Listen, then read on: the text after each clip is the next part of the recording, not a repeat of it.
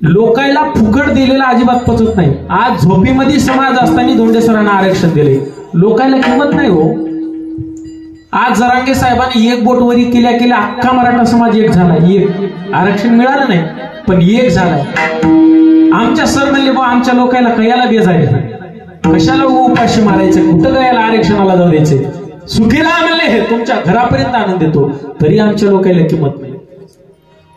एवढं दुःख सरच्या पाठीमागे, ते दुःख पाचवीलाच पुजलेलं म्हणायला हरकत नाही. ज्या समाजासाठी एवढं केलं ना, कुठं कुठं देवाच्या मनात काय वाटलं की एक होता तो आसरा. सौभाग्यवती आमच्या वैशालीताई, ज्यांनी सरांना सांगावं सर तुम्ही फक्त समाजाकडे बघा, घरचं सगळं जे काम आहे ना ते मी बघेन. देवानं तो आसरा सुद्धा घेतला.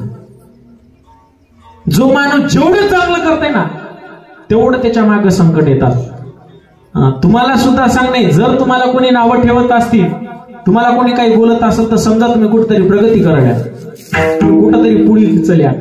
आणि लोकायला देखवत नाही, बाकीच्या समाजाचं काही हो, पण अजिबात आम्हाला आमच्या धर्माचा गर्व नाही, आम्हाला आमचा धर्म पुढे